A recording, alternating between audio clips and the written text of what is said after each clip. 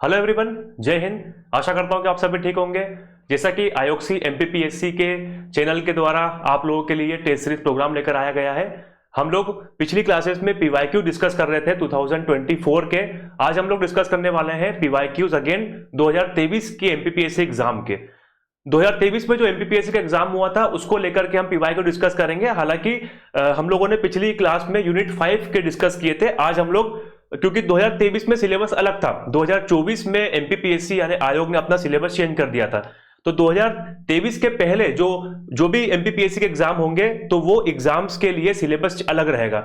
Unit 5, unit 6 और unit 10, इन 3 unit को मिलाकर के हम लोग डिस्कस करने वाले हैं, क्योंकि वर्तमान में जो यूनिट हमको 5 देखने को मिलेगी ये पहले इतनी 3 यूनिट्स का मिश्रण हुआ करता था।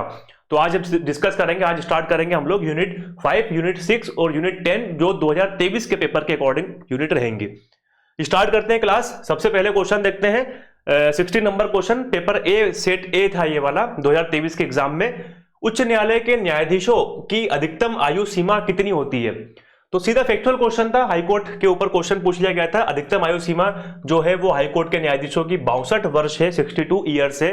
क्या हुआ था, जो हमारा मूल संविधान है, मूल संविधान यानी जब 26 नवंबर को हमारा संविधान बन के रेडी हुआ था और 26 जनवरी 1950 को जब संविधान लागू हुआ था, उस संविधान में यानी 1950 के संविधान में जो उम्र थी वो 60 वर्ष की थी। लेकिन बाद में संविधान में एक संशोधन किया गया। ये सबसे अच्छी क्वालिटी हमारे संविधान की कि इसमें समय के हिसाब से हम परिवर्तन कर सकते हैं। तो 15वां संविधान संशोधन 1963 में किया गया और इसके द्वारा उम्र बढ़ाकर कर दी गई 62 वर्ष। अभी रिसेंट में 114वां संविधान संशोधन विधेयक पेश किया गया था। 114वां संविधान संशोधन विधेयक पेश किया गया था 2010 में। अब यह विधेयक इसलिए है क्योंकि यह पास नहीं हो सका 2010 में। इसमें जो उम्र है वो 65 वर्ष करने का प्रावधान किया गया था। उम्र बढ़ाकर के 65 वर्ष, न्यायाधीशों की उम्र जो है 65 वर्ष रिटायरमेंट की किया गया था प्रावधान, लेकिन ये पास नहीं हो पाया। इसीलिए अभी जो उम्र है वो 62 वर्ष है। हालांकि सुप्रीम कोर्ट के अगर न्यायाधीश की देखें हम, यानी उच्चतम न्यायालय के जो न्यायाधीश है उनकी जो आयु सीमा है वो 65 वर्ष है सुप्रीम कोर्ट के लिए। लेकिन हाई कोर्ट्स के लिए कितनी है? अब देखिए, हाई कोर्ट सारे, ऐसा नहीं है कि मध्य प्रदेश के हाई कोर्ट के लिए ही ये केवल ही है, सारे हाई कोर्ट्स, क्योंकि हाई कोर्ट के लिए हमारे संविधान में भाग 6 राज्यों के बारे में प्रावधान करता है, उसमें न्यायपालिका का भी प्रावधान है। ठीक है, 62 वर्ष है इसमें। आर्टिकल 217, अनुच्छेद 217 जो है वो न्यायाधीशों की नियुक्ति के बारे में प्रावधान करता है। राष्ट्रपति के द्वारा इनकी नियुक्ति की जाएगी। संविधान बोलता है कि राष्ट्रपति इनकी नियुक्ति करेंगे और संबंधित उच्च न्यायालय के न्यायाधीश और राज्यपाल के परामर्श से। लेकिन कॉलेजियम सिस्टम आने के बाद हाईकोर्ट के न्यायाधीशों की नियुक्ति जो होती है वो कॉलेजियम प्रणाली के द्वारा होती है और इनके जो योग्यताएं हैं वो भारत का नागरिक होना चाहिए, सबसे पहली योग्यता, और इसके साथ 10 वर्षों का न्यायिक अनुभव हो अथवा 10 वर्षों के लिए वो अन्य न्यायालयों में अधिवक्ता के रूप में कार्य कर चुका हो। ये इनके लिए योग्यताओं का वर्णन है। तो इस क्वेश्चन का राइट आंसर जो था वो 62 ईयर्स राइट आंसर रहेगा। आप लोगों ने अगर सही टिक किया होगा तो आपका आंसर जो है वो सही होगा। और इजी क्वेश्चन था, ज्यादा टफ क्वेश्चन की कैटेगरी में नहीं आएगा। भारतीय संविधान के किस संशोधन द्वारा नगर पालिका कानूनों को अद्यतन बना दिया गया? अब देखिए, 2023 में ये क्वेश्चन आया था नगर पालिका कानूनों के लिए, 2024 में आया था पंचायतों के लिए। तो यहां पर आप देख रहे हैं जो स्थानीय स्वशासन है, लोकल गवर्नेंस है, वो हमारे लिए इंपॉर्टेंट है। 2 क्वेश्चन देखने को मिले थे हमको 2024 के एग्जाम में जो हमने डिस्कस किया था। 2023 के एग्जाम में हमको अभी पहला क्वेश्चन देखने को मिल गया नगर पालिका के ऊपर, कानूनों को अद्यतन बना दिया गया। स्मार्ट स्टडी करेंगे ज्यादा बेहतर रहेगा, इसीलिए हम लोग पीवाईक्यू डिस्कस कर रहे हैं। 2019 से लेकर के हम 2023 तक के जो भी पेपर हुए हैं एमपीपीएससी के द्वारा, मध्य प्रदेश लोक सेवा आयोग के द्वारा, उसके पीवाईक्यू डिस्कस करेंगे हम लोग। 2024 का हम लोगों ने ऑलरेडी कर दिया है। हम लोगों ने 2023 और 19 को क्यों साथ में ऐड किया है? क्योंकि 2024 के बाद जो है वो सिलेबस चेंज हो गया है और 2019 में सिलेबस चेंज हुआ था। 2019 से लेकर 2023 तक सेम सिलेबस था। तो ये 5 एग्जाम्स हुई थी यहां पर। अब इन एग्जाम्स के दौरान किस प्रकार का पैटर्न रहा था, उस पैटर्न को देखते हुए हम 2024 के पैटर्न को भी देखते हुए हम 2025 में एक अनुमान लगाएंगे किस प्रकार का पेपर आ सकता है हमारे सामने। ठीक है, तो अगेन नगर पालिका कानूनों को अद्यतन बना दिया गया था। ये इसका राइट आंसर है 74वां संविधान संशोधन। एक बहुत ही इजी क्वेश्चन था। 74वां संविधान संशोधन 1992 इसका क्रम है और ये लागू हुआ था 1 जून 1993 को, 1993 को। इसके द्वारा 12वीं अनुसूची जोड़ी गई थी संविधान में, जिसमें 18 विषय वर्णित किए गए हैं। 18 सब्जेक्ट, 18 विषय। ठीक है। 73वां जो संविधान संशोधन है वो ग्राम पंचायत मतलब पंचायतों को लेकर के है, ये पंचायतों को लेकर के है। 72वां संविधान संशोधन जो है ये त्रिपुरा विधानसभा के लिए है। त्रिपुरा विधानसभा में सीटों की संख्या जो है वो 60 कर दी गई थी। और 71वां संविधान संशोधन जो है ये भी 1992 में हुआ था और इसके द्वारा मणिपुरी, नेपाली और कोंकणी इन 3 भाषाओं को 8वीं अनुसूची में शामिल किया गया। आपको पता है 8वीं अनुसूची में भाषाएं हैं, राजभाषाएं, तो इन भाषाओं को मणिपुरी, नेपाली, कोंकणी इन 3 भाषाओं को इसमें शामिल किया गया था। राइट आंसर रहेगा 74। और पंचायतों कब लागू किया गया था? पंचायतों को 24 अप्रैल 1993, इसीलिए 24 अप्रैल को भारत में पंचायत दिवस मनाया जाता है। सभी को पता होगा आप लोगों को। चलिए, तो एक इजी क्वेश्चन था, ज्यादा टफ नहीं था ये। भारत में स्थानीय स्वशासन के जनक, father of local self governance, yes governance, local governance. तो हम अगर देखें स्थानीय स्वशासन के जनक, ये एक इंपॉर्टेंट क्वेश्चन है और अलग अलग एग्जाम्स में कई बार पूछ चुके हैं और एमपीपीएससी ने भी इसको रिपीट कर दिया। पिछले एग्जाम्स में पूछ चुके हैं ये वाला क्वेश्चन। भारत में स्थानीय स्वशासन के जनक तो लॉर्ड रिपन को माना जाता है। 1882 में इन्होंने नगर पालिकाओं के प्रशासन को लेकर के एक एक्ट पारित किया था, एक अधिनियम पारित किया था। उस अधिनियम में क्या था? उस अधिनियम में यह था कि नगर पालिकाओं का प्रशासन जो है वो लोकतांत्रिक तरीके से किया जाए। ठीक है, इसके लिए इन्होंने एक पारित किया था और यह बहुत बड़ी बात है। ब्रिटिश गवर्नमेंट या ब्रिटिश शासन के दौरान सेल्फ गवर्नमेंट या लोकल प्रशासन को लेकर के कोई एक पारित किया गया, बहुत इंपॉर्टेंट है ये। इसीलिए स्थानीय स्वशासन के जनक माना जाता है लॉर्ड रिपन को। लॉर्ड डलहौजी, इनको मॉडर्न इंडिया मेकर कहा जाता है। मॉडर्न इंडिया मेकर यानी आधुनिक भारत के निर्माता की संज्ञा दी जाती है। लॉर्ड माउंटबेटन, हम लोगों ने बात कर चुके हैं इनके बारे में पिछली क्लासेस में, पिछले पीवाईक्यू सीरीज में। लॉर्ड माउंटबेटन जिन्होंने माउंटबेटन प्लान प्रस्तुत किया था, और लॉर्ड मेकाले जिसको विधि आयोग में मुख्य बनाया गया था और विधि सदस्य के रूप में शामिल किया गया था लॉर्ड विलियम बेंटिक के दौरान। ठीक है, आगे बात करते हैं हम लोग। इसका राइट आंसर था 18 का डी। अगला क्वेश्चन, कोई विधेयक धन विधेयक है या नहीं, इसका निर्णय राज्य में कौन करता है? ये भी एक इजी क्वेश्चन की कैटेगरी में ही आएगा क्योंकि ये बहुत इंपॉर्टेंट धन विधेयक है, इंपॉर्टेंट सेगमेंट है। मनी बिल हम लोग पढ़ते हैं अगर संविधान, तो इसमें मनी बिल हम अगर भारत सरकार है उसका जरूर पढ़ते हैं। तो जैसा भारत सरकार के प्रावधान है सेम इंप्लीमेंट होते हैं राज्य सरकार के लिए भी। धन विधेयक है या नहीं, इसका निर्णय अंतिम राज्य में कौन करता है? इसका अंतिम निर्णय करता है विधानसभा का अध्यक्ष, स्पीकर ऑफ विधानसभा, ये करते हैं इसका निर्णय। धन विधेयक के बारे में कहां वर्णित है? राज्यों की बात चल रही है तो अनुच्छेद 198 में धन विधेयक संबंधी प्रक्रिया बताई गई है कि धन विधेयक को राज्यों में केवल और केवल विधानसभाओं में ही प्रस्तुत किया जा सकता है। विधानसभा में ही प्रस्तुत किया जा सकता है, विधान परिषद में नहीं। क्या होता है, किसी किसी राज्य में विधानमंडल के 2 सदन है, एक विधानसभा जो कि निचला सदन है और एक विधान परिषद जो कि उच्च सदन है। तो जिस भी राज्य में 2 सदन है वहां पर ये केवल विधानसभा में ही पेश होगा, विधान परिषद में पेश नहीं होगा। पहले विधानसभा से पास होकर ये विधान परिषद के पास जाएगा, जहां विधान परिषद के पास 14 दिन का टाइम है। 14 दिन के अंदर अगर उन्होंने कुछ एक्शन नहीं लिया तो वो उसको ऑटोमेटिकली पास माना जाएगा। इन्होंने कुछ एक्शन ले भी लिया तब भी इसको विधानसभा एक्सेप्ट करे नहीं करे वो उसके ऊपर डिपेंड करेगा। 14 दिन का समय मिलता है बस विधान परिषद के पास। और जिस राज्यों में, जैसे मध्य प्रदेश जैसा राज्य जहां विधान परिषद नहीं है, तो यहां पर तो सीधे विधानसभा में ही पेश होगा और विधानसभा से ही पास हो जाएगा। और जब भी कोई धन विधेयक को पेश किया जाएगा विधानसभा में तो यह राज्यपाल की पूर्वानुमति से ही पेश किया जाएगा, क्योंकि यह एक इंपॉर्टेंट बिल है और इस इंपॉर्टेंट बिल को पेश करने के लिए राज्यपाल की पूर्व अनुमति आवश्यक होती है, धन विधेयक। और अगर धन विधेयक पास नहीं हुआ तो ये समझिए सरकार को इस्तीफा तक देना पड़ सकता है। चलिए, इसका क्वेश्चन का आंसर आएगा विधानसभा का अध्यक्ष इसका निर्णय करेगा। ठीक है, अगला है निम्नलिखित में से कौन मध्य प्रदेश विधानसभा के प्रथम अध्यक्ष? ये बहुत ज्यादा इजी क्वेश्चन था, बहुत बहुत इजी नहीं, बहुत ज्यादा की कैटेगरी में आएगा, बहुत ज्यादा इजी क्वेश्चन था। पंडित कुंजीलाल दुबे जो है, सीधा हम जंप करते हैं आंसर पे, विधानसभा के प्रथम अध्यक्ष थे, लगातार 3 बार विधानसभा के अध्यक्ष रह चुके हैं। भगवंत राव मंडलोई जी ये मध्य प्रदेश के मुख्यमंत्री थे, दूसरे नंबर के। द्वारिका प्रसाद मिश्र ये भी मध्य प्रदेश के मुख्यमंत्री रह चुके हैं। शंकर दयाल शर्मा ये भोपाल के मुख्यमंत्री थे, भोपाल के सीएम रहे थे ये, कब से कब तक, 1952 से लेकर के 1956। ये क्वेश्चन भी पूछ चुके हैं पिछले एग्जाम्स में। इसके साथ शंकर दयाल शर्मा जो है ये 8वें नंबर के वाइस प्रेसिडेंट रह चुके हैं 1987 से लेकर के 1992 तक, और इसके साथ ही ये 9वें नंबर के राष्ट्रपति भी रह चुके हैं, 1992 से लेकर के 1997 के दौरान। तो इतने बड़े बड़े संवैधानिक पदों पर रह चुके हैं शंकर दयाल शर्मा जी। ये इनका संबंध भोपाल से है। अगर हम देखें विधानसभा अध्यक्षों की लिस्ट, तो मैंने यहां पर कुछ लिस्ट अपलोड करके रखी हुई, यहां पर ये तो मुख्यमंत्री आ गए हैं। इसके पहले ये माननीय मध्य प्रदेश के विधानसभाओं के अध्यक्षों की सूची है। पंडित कुंजीलाल दुबे, यहां पर एक बात ध्यान रखना आप लोग, यहां विधानसभा का क्रमांक भी ध्यान रखना।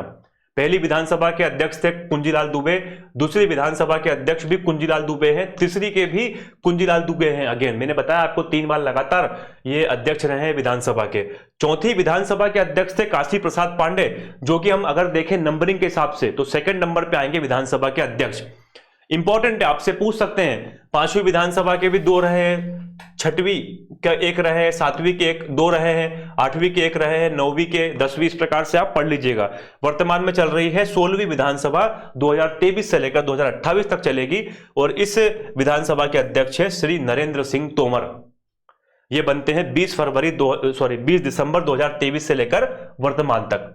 ये मध्य प्रदेश विधानसभा के माननीय अध्यक्षों की सूची जो है ये मध्य प्रदेश विधानसभा की साइट से ली गई है, इसलिए ये ऑथेंटिक है, इसमें कोई भी गलती की गुंजाइश नहीं है। अगर गलती की गुंजाइश है तो सीधे आप हाईकोर्ट में जाकर चैलेंज कर सकते हैं इसमें, ठीक है। और इसके अलावा अगर इसके पीछे देखें हम लोग तो यहां पर ये मध्य प्रदेश के माननीय मुख्यमंत्रियों या इनको बोलते हैं सदन का नेता की सूची। पंडित रविशंकर शुक्ल पहले मुख्यमंत्री थे, बाद में 1956 में 31 दिसंबर को इनकी डेथ हो जाती है। उसके बाद भगवंत राव मंडलोई बनते हैं पहले ही विधानसभा में, प्रथम विधानसभा के नेता के रूप में, 2nd नंबर के मुख्यमंत्री। यहां पर आपको यह भी ध्यान रखना पड़ेगा विधानसभा कौन से नंबर की है और मुख्यमंत्री कौन है उस टाइम पर। जैसे एक क्वेश्चन आपसे पूछता हूं मैं, चौथी वाली विधानसभा जो है, अब देखिए उसमें कितने सारे मुख्यमंत्री देखने को मिलेंगे हमें। चतुर्थ विधानसभा में द्वारिका प्रसाद मिश्र भी है, चौथी विधानसभा में विजय राजे सिंधिया, एक्चुअली में ये सदन की नेता रहेंगी, ये विजय राजे सिंधिया मुख्यमंत्री नहीं है, यहां पर सदन की नेता है। ये क्वेश्चन अभी डिस्कस करते हैं हम लोग क्या है ये। चौथी विधानसभा में गोविंद नारायण सिंह, बिल्कुल, चौथी विधानसभा में राजा नरेश चंद्र सिंह, चौथी विधानसभा में ही श्री श्यामचरण शुक्ल। आपसे क्वेश्चन पूछ सकते हैं चतुर्थ विधानसभा में इनमें से कौन से मुख्यमंत्री नहीं रहे हैं, क्वेश्चन कहीं से भी आ सकता है। जैसे अब पिछले एग्जाम्स में क्वेश्चन आया था 2019 या 20 में आया था कि ऐसी कौन सी विधानसभा थी जिसमें, या फिर इस प्रकार क्वेश्चन था कि ऐसे कौन से मुख्यमंत्री हैं जो सदन के नेता नहीं रहे हैं। तो यहां पर चौथी विधानसभा में श्री गोविंद नारायण सिंह के कार्यकाल में श्रीमती विजय राजे सिंधिया सदन की नेता रही है। सामान्यतः क्या होता है, जो मुख्यमंत्री रहता है वही विधानसभा का लीडर होता है, जिसको बोलते हैं, स्पीकर नहीं बोला मैंने लीडर बोला है, नेता विधानसभा का जो मुख्यमंत्री होता है वही होता है। लेकिन एकमात्र एक्सेप्शन या एकमात्र अपवाद है, जब गोविंद नारायण सिंह मुख्यमंत्री थे तब सदन की नेता थी विजय राजे सिंधिया। इसके पीछे राजनीतिक कारण था, वो हम डिस्कस नहीं करेंगे, अदरवाइज क्लास लंबी हो जाएगी, लेकिन ये फैक्ट पूछा जा चुका है एमपीपीएससी प्री में। चलिए, तो इसका राइट आंसर क्या था? राइट आंसर था कुंजीलाल दुबे। एक बहुत ज्यादा इजी क्वेश्चन था, ठीक है। चलिए अगले क्वेश्चन पे चलते हैं। निम्नलिखित में से भारतीय संविधान का कौन सा अनुच्छेद लोक सेवा आयोगों के व्यय से संबंधित है? अब आपको पता है संविधान का जो भाग 14 है, भाग 14, इसमें आर्टिकल अनुच्छेद 308 से लेकर के 323 के बीच में वर्णन किया गया है संघ और राज्यों के अधीन सेवाएं। इस भाग 14 का टाइटल है संघ और राज्यों के अधीन सेवाएं, जिसमें अनुच्छेद 315 से लेकर 323 के बीच में है लोक सेवा आयोग, पब्लिक सर्विस कमीशन के बारे में वर्णन किया गया है। अब अगर देखें हम व्यय से संबंधित है तो अनुच्छेद 320 जो है वो लोक सेवा आयोग के कार्यों के बारे में बताता है। अनुच्छेद 321 जो है ये लोक सेवा आयोग के कार्यों का विस्तार करने की शक्ति के बारे में बताता है कि कार्यों का विस्तार कर सकती है। केंद्र में संसद, राज्यों में विधानसभा यानी विधानमंडल। अनुच्छेद 322 इस क्वेश्चन का राइट आंसर रहेगा, लोक सेवा आयोगों के व्यय से संबंधित है अनुच्छेद 322। और ये जो व्यय है ये संचित निधि पर भारित होंगे, कंसोलिडेटेड फंड के ऊपर भारित होंगे। संचित निधि राज्य की भी अलग, केंद्र की अलग। तो यूपीएससी यानी यूनियन का, केंद्र का किसके ऊपर होगा? केंद्र का ऑब्वियसली बात है भारत सरकार के ऊपर होगा। और राज्य का यानी एमपीपीएससी किसके ऊपर होगा? वो होगा राज्य की संचित निधि के ऊपर। अनुच्छेद 323 ये बोलता है प्रतिवेदन के बारे में, अपने अपने सुप्रीम को प्रतिवेदन सौंपेंगे, राज्य वाले सौंपेंगे अपने राज्यपाल को और केंद्र वाले सौंपेंगे अपने राष्ट्रपति को, क्योंकि उनको रिपोर्टिंग रिसीव करनी रहती है। ठीक है, तो राइट आंसर क्या था? अनुच्छेद 322। एक अगेन और इजी क्वेश्चन मान सकते हैं हम, इसको इजी ही मानेंगे। योजना आयोग के स्थान पर एक नई संस्था नीति आयोग का गठन कब किया गया?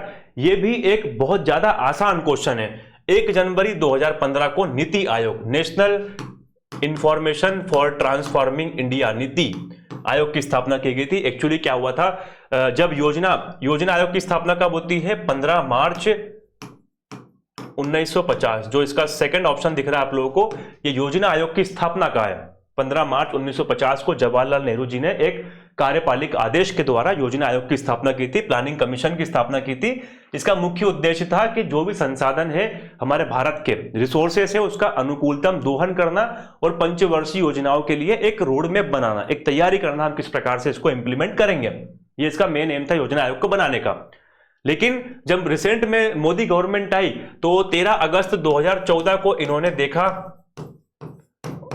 कि नीति योजना आयोग जो है वो ठीक से काम नहीं कर पा रहा है। ये उस समय के लिए रेलेवेंट था, 1950 जब हम देश की आजादी हुई थी तब के लिए रेलेवेंट था, जब संसाधन वगैरह हमारे पास कम थे, राज्यों के ऊपर नियंत्रण अधिक आवश्यक था। लेकिन वर्तमान में हमें राज्यों के साथ में सहयोगात्मक रुख अपनाना पड़ेगा, इसीलिए मोदी गवर्नमेंट ने 13 अगस्त 2014 को नीति आयोग को समाप्त करने की घोषणा कर दी और समाप्त कर भी दिया। और 1 जनवरी अगले ही वर्ष 2015 से नीति आयोग की स्थापना कर दी। नीति आयोग और योजना आयोग दोनों के जो हम देखें अगर मुख्य या अध्यक्ष कौन होते हैं, तो वो अध्यक्ष होते हैं प्रधानमंत्री। प्रधानमंत्री इसके पदेन अध्यक्ष होते हैं। ठीक है, और उपाध्यक्ष वगैरह बदलते रहते हैं। तो इस क्वेश्चन का राइट आंसर था 1 जनवरी 2015। एक बहुत ज्यादा अगेन इजी क्वेश्चन था ये। देखिए 12वें वित्त आयोग के अध्यक्ष, ये थोड़ा सा हम टफ मान सकते हैं कि आयोगों के क्रम हम लोग याद नहीं रख सकते हैं कि 10वां, 11वां, 12वां, 13वां, 15वां, इस प्रकार से हम रिसेंट याद कर सकते हैं, क्योंकि एग्जाम हुई तो उस टाइम पर 15वां वित्त आयोग था। ये मतलब उस टाइम पर 15वां वित्त आयोग इंप्लीमेंट था, 16वें की स्थापना नहीं हुई थी। तो 15वें के मुख्य जो थे वो NK सिंह थे, हम ये याद रख सकते हैं कि चलो ठीक है।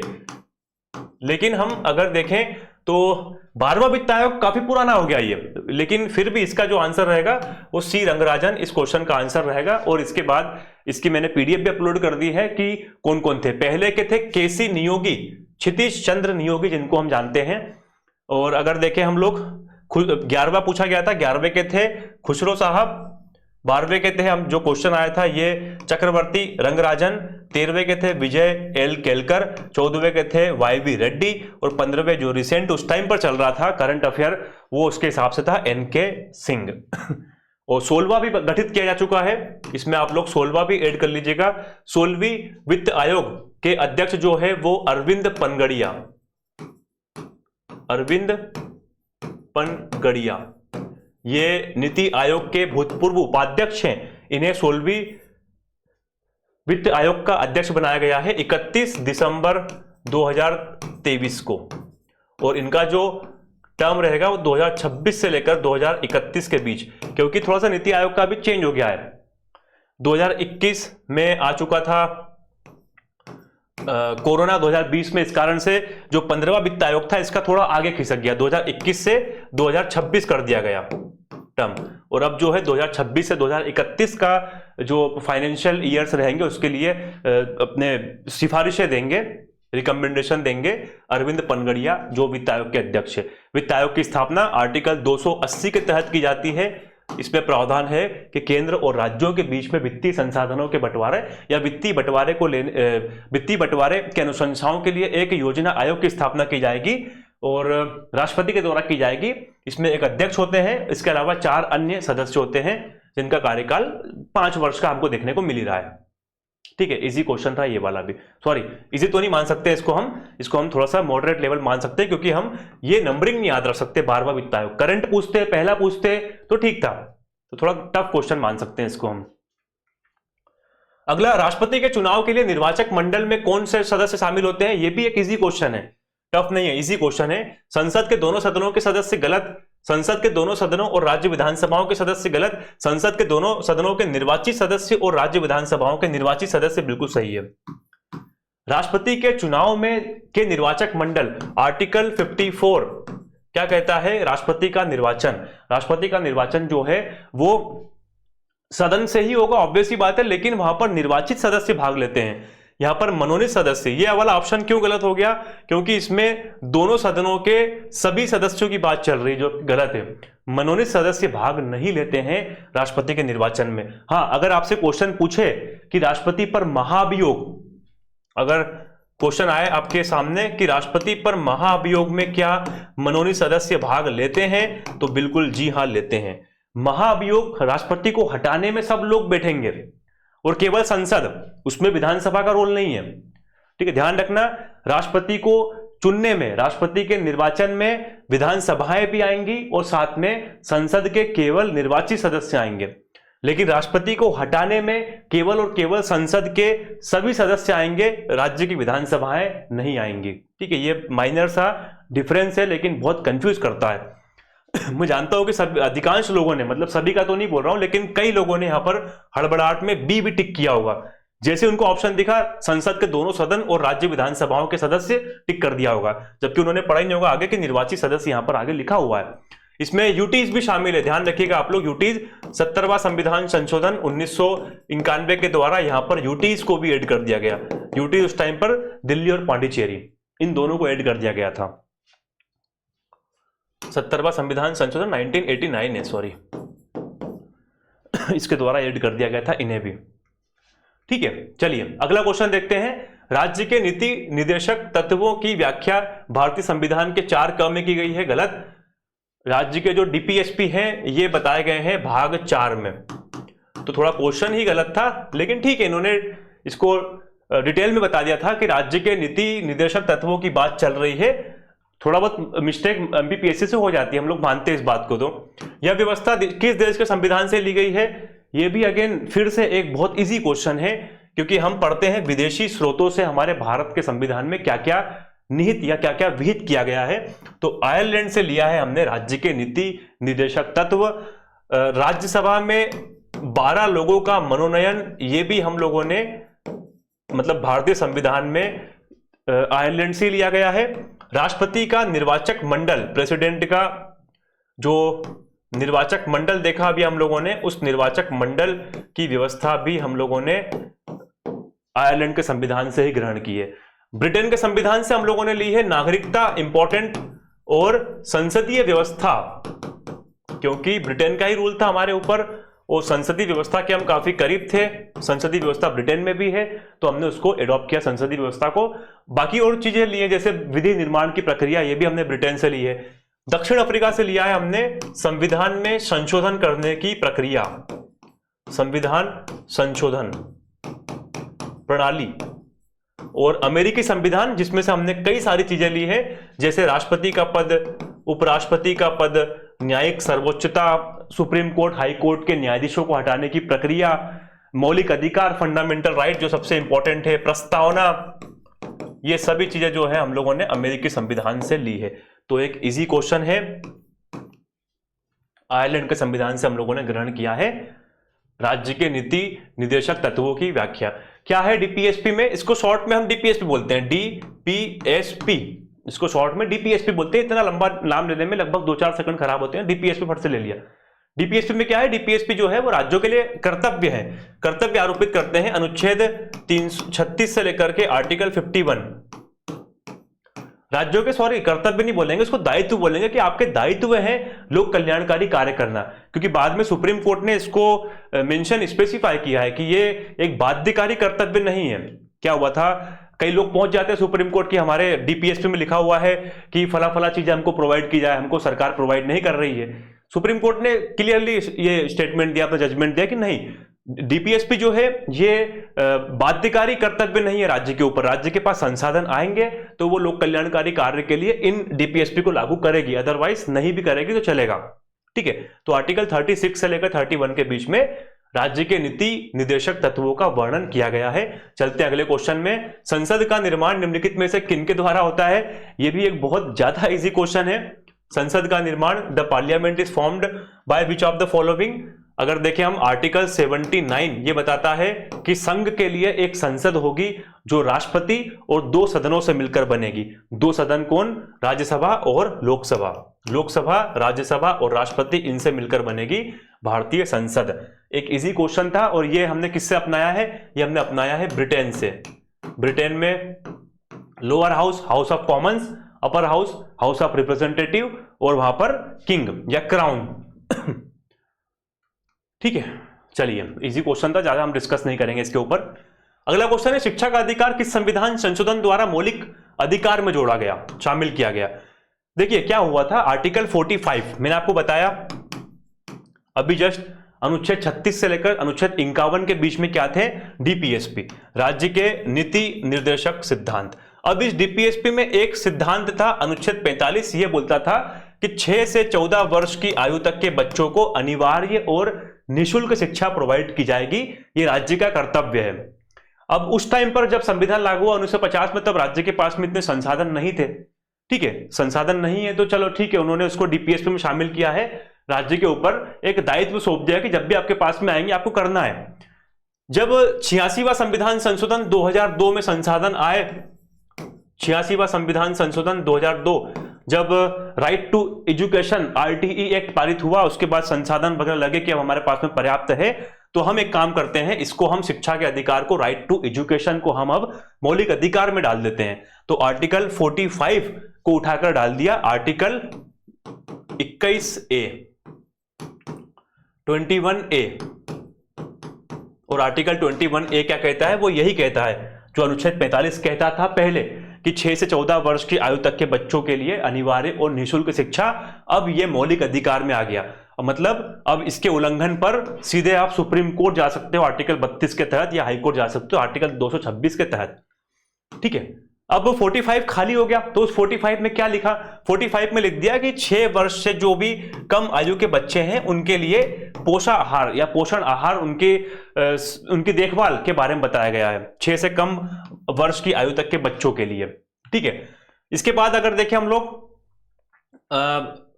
86वें संविधान संशोधन के द्वारा एक तो ये जोड़ा गया था आर्टिकल 21A, शिक्षा का अधिकार मौलिक अधिकार कर दिया गया, और एक और जोड़ा गया था आर्टिकल 51, अनुच्छेद 51 में 11वें नंबर का, ए में 11वें नंबर का एक मौलिक कर्तव्य जोड़ा गया था। इसमें कहा गया था कि अब 6 से 14 वर्ष की आयु तक के बच्चों के अभिभावकों के लिए कि उनको अब शिक्षा प्रदान की जाएगी। ठीक है, तो शिक्षा के लिए आप ध्यान रखना आर्टिकल 21 भी है, आर्टिकल 45 भी था पहले, और आर्टिकल 51A का 11वें नंबर का जो मौलिक कर्तव्य है वो भी है। 3 आर्टिकल्स थे। ठीक है, इजी क्वेश्चन था। हम लोगों ने पहले संविधान संशोधन की बात कर चुके हैं, इसके द्वारा 15(4) जोड़ा गया था, और उसके द्वारा क्या किया गया था? उसके द्वारा जो सामाजिक और शैक्षणिक रूप से पिछड़े वर्ग है उनके लिए आरक्षण का प्रावधान। 42वां संविधान संशोधन, जिसको मिनी कॉन्स्टिट्यूशन बोलते हैं, बहुत बड़ा, इसके बारे में डिस्कस नहीं कर सकते हम लोग।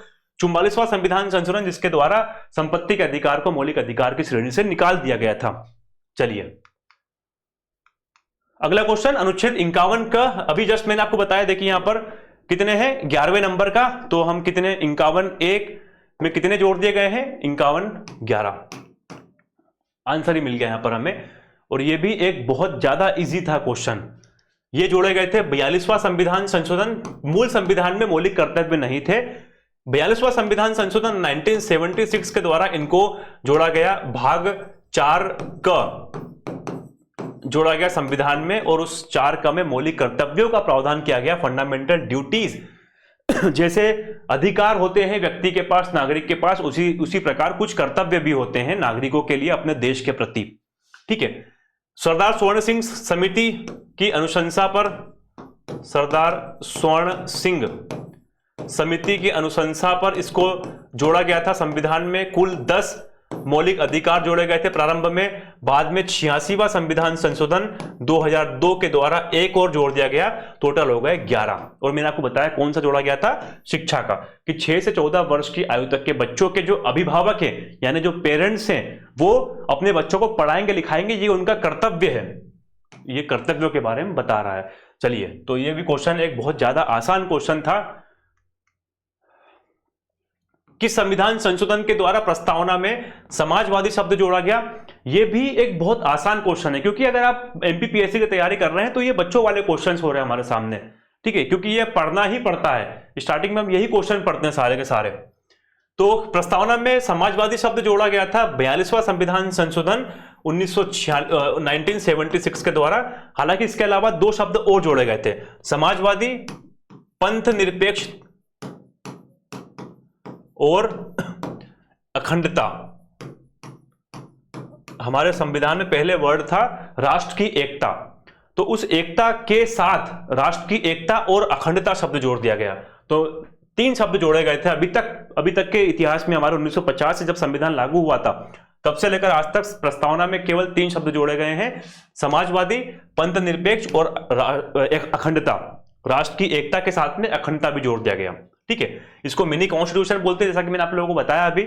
अब देखिए यहां पर रिसेंट में अभी क्या हुआ था, रिसेंट में ये एक मुद्दा उठा था कि समाजवादी, पंथ निरपेक्ष जो 42वें संविधान संशोधन के द्वारा प्रस्तावना में वर्ड जोड़े गए हैं, शब्द जोड़े गए, उनको हटाया जाए। क्यों हटाया जाए? क्योंकि हमारे संविधान की प्रस्तावना क्या बोल रही है, हम भारत के लोग संप्रभु लोकतांत्रिक गणराज्य, इस प्रकार से एक पूरी डिटेलिंग है। उसके बाद कहा गया है कि एतद द्वारा 26 नवंबर 1956 को 1949 को इस संविधान को एक अंगीकृत, अधिनियमित और आत्मार्पित करते हैं। अब यहां पर 26 नवंबर की डेट है, लेकिन आपने चेंज कब कर दिया? आपने चेंज कर दिया 1976 में। तो आपने बिना, मतलब आप भूतपूर्व में जाकर, आप समय से पहले जाकर 1949 में उसको स्वीकार कर रहे हैं, तो आप फिर 1976 में उसमें चेंज कैसे कर रहे हैं? एक ही वाला मुद्दा उठा था हालांकि, लेकिन वो चल रहा है अभी, उसके ऊपर डिबेट वगैरह काफी चलते रहते हैं। प्रस्तावना जो है इसको N.A. पालखी वाला एक न्यायविद है, संविधान विशेषज्ञ है, इन्होंने संविधान का परिचय पत्र कहा था। संविधान का परिचय पत्र कि अगर आपके पास टाइम कम है, आपको संविधान पूरा पढ़ना है, तो केवल आप उसकी प्रस्तावना पढ़ लो, आप पूरा संविधान समझ जाओगे। ठीक है, यही कहा था। और एक्चुअली में प्रस्तावना जो है वो बताता है हमें कि हमारे संविधान में किस प्रकार की शासन व्यवस्था का वर्णन किया गया है, बट डिटेलिंग में लिखा गया संविधान में। बाकी पूरा हमको अगर उसकी छवि देखना हो तो प्रस्तावना में हमको देखने को मिल जाएगी। ठीक है, तो ये पूरा डिटेलिंग प्रस्तावना के ऊपर, ये क्वेश्चन पिछले एग्जाम्स में आ चुका है। ठीक है, चलिए आगे बढ़ते हम लोग। इजी क्वेश्चन था, एक बहुत आसान क्वेश्चन अगेन। संविधान सभा का निर्माण किस योजना के तहत किया गया था? यह भी एक क्वेश्चन अगर देखें हम लोग तो यह भी एक आसान क्वेश्चन की कैटेगरी में ही आएगा।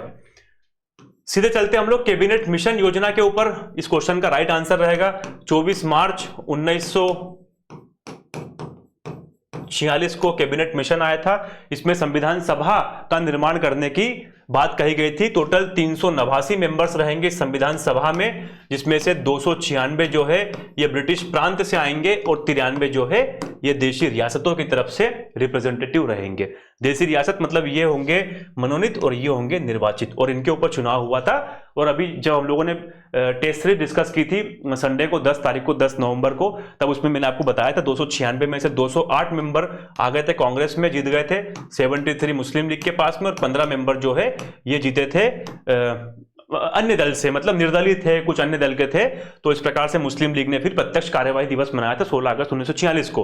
तो ये टोटल मेंबर जो है ये बताए गए थे कैबिनेट मिशन योजना के द्वारा संविधान सभा का निर्माण होगा।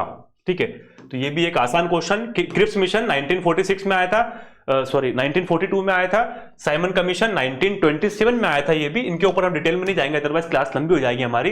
कैबिनेट मिशन जो है उसके अध्यक्ष थे पेंथिक लॉरेंस, और इसमें 2 और मेंबर्स थे, स्टेफोर्ड क्रिप्स और एबी अलेक्जेंडर। ये 3 मेंबर से मिलकर बना हुआ था कैबिनेट मिशन। चलिए यहां तक हम देखें अगर, तो यहां तक हमारे संविधान के क्वेश्चंस थे एक्चुअली में। अब अगर हम इस संविधान के क्वेश्चन के ऊपर देखें कैसे क्वेश्चंस थे, तो मुझे लग रहा है कि क्वेश्चन जो है बहुत आसान कैटेगरी के थे। कुछ क्वेश्चन जो है थोड़े टफ थे, जैसे ये क्वेश्चन बहुत आसान था, बहुत तो नहीं मान सकते लेकिन हाँ आसान क्वेश्चन था। नगर पालिका कानूनों का अद्यतन, ये तो आपको देखने को मिल ही रहा है, लगातार 3-4 सालों से इस पर से क्वेश्चन आ रहे हैं, तो ये भी एक आसान क्वेश्चन है। और बाय द वे वैसे भी आसान क्वेश्चन था। स्थानीय स्वशासन के जनक, ये भी बहुत आसान क्वेश्चन था। धन विधेयक है यानी इसका निर्णय राज्य में कौन करता है, ये भी एक बहुत आसान क्वेश्चन था, इजी से कर सकते हैं। प्रथम विधानसभा के अध्यक्ष, इसको तो आंख बंद करके भी अगर ऑप्शन नहीं भी देते तो भी इसका आंसर सही करके आना चाहिए था, इतना आसान क्वेश्चन था ये। ठीक है, इसके बाद कौन सा अनुच्छेद लोक सेवा आयोगों के व्यय से संबंधित है, ये हम थोड़ा सा आसान से थोड़ा सा ऊपर रख सकते हैं, थोड़ा सा ऊपर, हालांकि ये भी आसानी है लेकिन आसान से थोड़ा सा ऊपर रख सकते हैं हम इसको। योजना आयोग के स्थान पर नई संस्था नीति आयोग, ये भी बहुत ज्यादा आसान क्वेश्चन था, आंख बंद करके। हाँ, 12वें वित्त आयोग के अध्यक्ष कौन थे, ये हम थोड़ा मॉडरेट लेवल में काउंट कर सकते हैं, क्योंकि वित्त आयोग के पहले अध्यक्ष, वर्तमान अध्यक्ष, ये सभी को रटे हुए होते हैं, लेकिन नंबरिंग के हिसाब से रटना बहुत थोड़ा सा मुश्किल है, कि किसी ने सोचा, एक्सपेक्टेड नहीं किया होगा कि इस प्रकार से क्वेश्चन पूछ सकती है एमपीपीएससी। ठीक है, बाकी निर्वाचक मंडल में सदस्य कौन शामिल होते हैं, ये भी बहुत आसान क्वेश्चन था, लेकिन यकीन मानिए कई लोगों ने इसमें गलती की होगी ऑप्शंस में हड़बड़ा करके। जैसे ऑप्शन सेकंड पड़ा होगा टिक कर दिया होगा, लेकिन ऑप्शन जो सी था इसका राइट आंसर था। डीपीएसपी के ऊपर ये भी एक बहुत आसान क्वेश्चन, आयरलैंड वाला डिस्कस किया हम लोगों ने। संसद का निर्माण, ये भी आंख बंद करके कर देना चाहिए था आपको इसका आंसर, और आपने, मैं जानता हूं, किया भी होगा। शिक्षा का अधिकार मौलिक अधिकार में शामिल किया गया, ये भी बहुत आसान क्वेश्चन। और अनुच्छेद 51 का अगेन एक बहुत आसान क्वेश्चन। संविधान संशोधन के द्वारा प्रस्तावना में समाजवादी शब्द जोड़ा गया, बहुत आसान क्वेश्चन है। और योजना, संविधान सभा का निर्माण किस योजना के तहत किया गया था, ये बहुत आसान क्वेश्चन। तो लगभग 10 के आसपास क्वेश्चन है, 10-11 के आसपास, जिसमें से केवल एक क्वेश्चन कठिन था, वित्त आयोग वाला। बाकी सारे क्वेश्चन ऐसे थे जिसमें से आपको 100 आउट ऑफ 100 मार्क्स लाने थे इसमें, पॉलिटी में। अब इसके बाद स्टार्ट होता है कमीशन, क्योंकि उस टाइम पर यूनिट 5, यूनिट 6 और यूनिट 10, ये 3 यूनिट एक साथ थी, यूनिट 5, 6 और 10। तो इस यूनिट में था कमीशंस के बारे में, जो सांविधिक और संवैधानिक संस्थाएं हैं इनके बारे में एक अलग से यूनिट थी। इसमें से 10 क्वेश्चन आते थे, लेकिन अब चूंकि 2024 के सिलेबस में ये यूनिट 10 को यूनिट 5 में ही इंक्लूड कर दिया गया है। साथ ही जो यूनिट 5 थी पहले, क्या था उसमें, मध्य प्रदेश की संवैधानिक व्यवस्था के बारे में था, तो उसको भी इन्होंने यूनिट 5 में ही इंक्लूड कर लिया है। तो ये तीनों यूनिट जो है वो एक ही यूनिट में शामिल हो गई है। ठीक है, तो इसलिए हम लोग इसको डिस्कस कर रहे हैं यहां पर, अदरवाइज ये यूनिट 10 का हिस्सा है। खाद्य संरक्षण आयोग अब तो हमारे लिए कोई इंपॉर्टेंट नहीं है, वैसे इसका राइट आंसर था 2013, अब हमारे लिए कोई इंपॉर्टेंट नहीं है। 0.0001% चांसेस है कि इसके ऊपर क्वेश्चन आए, अदरवाइज नहीं आएगा, क्योंकि अब ये कमीशन वाले पोर्शन से हट चुका है। और इतने इंपॉर्टेंट कमीशन छोड़कर अगर एमपीपीएससी ये क्वेश्चन पूछेगा तो बहुत ज्यादा दुख की बात होगी, इसलिए इसको तो छोड़ ही देते हम लोग। वैसे उसका आंसर जो था वो ए था। ठीक है, राष्ट्रीय खाद्य सुरक्षा अधिनियम, नेशनल फूड सिक्योरिटी एक्ट 2013। अगला क्वेश्चन, राष्ट्रीय महिला आयोग के कार्य निर्दिष्ट है। देखिए अगेन कमीशन के ऊपर क्वेश्चन था, अब कमीशन चूंकि एक अलग यूनिट था इसीलिए उसमें डीप क्वेश्चन पूछे गए थे। इतने डीप में क्वेश्चन पूछना कमीशन के ऊपर से थोड़ा सा संभव नहीं है। हो सकता है एमपीपीएससी पूछ भी ले कि कुछ भी कर सकता है आयोग, लेकिन पूछना संभव नहीं है। वैसे राष्ट्रीय महिला आयोग के कार्य, राष्ट्रीय महिला आयोग के कार्य जो है वो धारा 10 में वर्णित है। राष्ट्रीय महिला आयोग की स्थापना कब की गई थी, 31 जनवरी 1992 को इसकी स्थापना की गई थी। 1990 में इसका एक्ट आता है, ध्यान रखिएगा। राष्ट्रीय महिला आयोग अधिनियम कब आया था, 1990 में। और आयोग कब बनता है, 1992 में आयोग बनता है, जिसमें एक अध्यक्ष होते हैं, 5 सदस्य होते हैं। इनकी नियुक्ति केंद्र सरकार के द्वारा की जाती है 3 वर्षों के लिए, ध्यान रखिएगा। टोटल 17 धाराएं हैं, जिसमें से धारा 10 में वर्णन किया गया है राष्ट्रीय महिला आयोग के कार्यों का। कार्य क्या है, कार्य वही महिलाओं के बारे में प्रावधान देखना कि संविधान में कोई महिला विरोधी कार्य तो नहीं हो रहा है, महिलाओं के खिलाफ कोई संसद में या विधानसभा में या कहीं पर भी कोई गलत गतिविधियां ना हो रही हो, कोई कानून ना बन रहा हो, इस प्रकार चीजें देखना यहाँ पर। तो एक टफ क्वेश्चन मान सकते हैं हम लोग। अब चूंकि उस टाइम पर ये यूनिट 10 का हिस्सा था तो इसलिए उस समय के हिसाब से इजी क्वेश्चन था, क्योंकि यूनिट 10 हमको पूरी पढ़नी थी। लेकिन अब चूंकि यूनिट 10 नहीं है इसलिए ये थोड़ा सा टफ क्वेश्चन मान सकते हैं हम लोग। अगला, निम्नलिखित में से कौन सा अधिकार राष्ट्रीय मानव अधिकार आयोग के दायरे में नहीं आता? ये क्वेश्चन जो है वो आयोग ने डिलीट कर दिया है, क्योंकि ये क्वेश्चन के चारों ऑप्शन जो है वो सही है। मतलब चारों के चारों जो हैं वो दायरे में आते हैं। समानता संबंधी अधिकार, शिक्षा संबंधी अधिकार, जीवन से संबंधित अधिकार, स्वतंत्रता संबंधी अधिकार, चारों के चारों जो हैं वो दायरे में आते हैं। राष्ट्रीय मानव अधिकार आयोग, तो मानव अधिकार अधिनियम 1993 की जो धारा 2 है वो बताती है मानव अधिकार की परिभाषा के बारे में, और परिभाषा में चारों दायरे आते हैं। चारों मतलब कैसे कि व्यक्ति के जीवन, स्वतंत्रता, समानता और गरिमापूर्ण जीवन जीने, तो गरिमापूर्ण जीवन के लिए शिक्षा भी आ गया। तो इसलिए चारों के चारों जो हैं ये मानव अधिकार आयोग के दायरे में आते हैं, इसलिए इसको डिलीट कर दिया गया था आयोग के द्वारा इस क्वेश्चन के आंसर को, इस क्वेश्चन को ही।